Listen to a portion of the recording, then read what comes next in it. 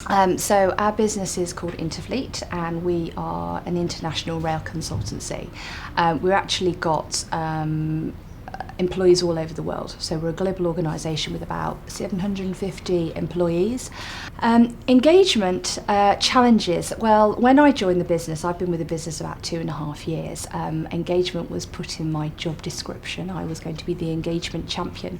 So when I joined, I introduced a global engagement survey. That was one of the first things I did. But actually then following through with certainly engaging the senior management team and other employees to show how actually if you take engagement seriously in the right way, you focus it led by senior managers, you can actually see increases and improvements within the business, and particularly we've seen that within Interfleet. 2014 was quite a hard year in regards to employees for Interfleet. Retention was our key issue. It topped at around 18% at one point. And one of the key objectives there was to try and stabilise that retention as much as possible.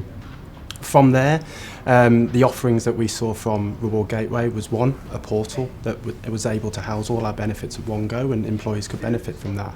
But it was very, very clear from the offset when speaking to Reward Gateway that they shared the key ethoses that Interfleet also shared around employee engagement, around client satisfaction, and as a result of that, as Cherie's already said, building upon business development after that as well.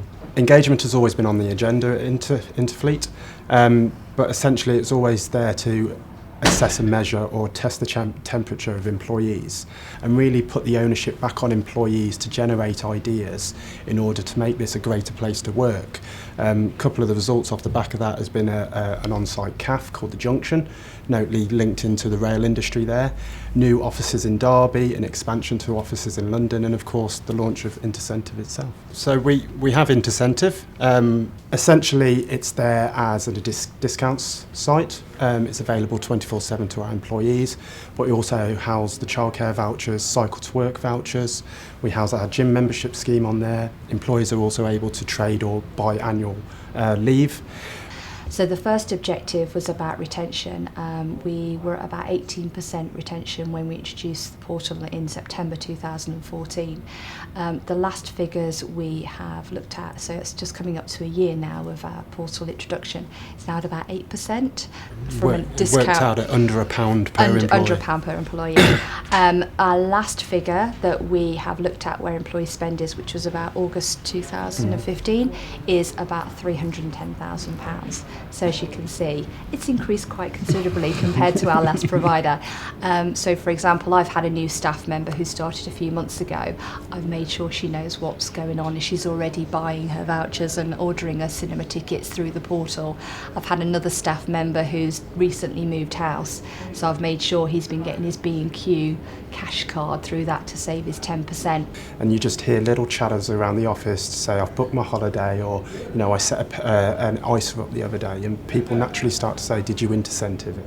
And that is a key bit for me, that it's instilled now in people's brains that if they want to do the shopping, if they want to set an ISA up, if they need childcare vouchers, even if they need to access their employee assistance programme, Intercentive is the place to go. 2 years ago that wasn't the case. It was very much everywhere in the ether, and no one really knew where to go, where there is one place now that everyone can go to and access all their benefits at any given time.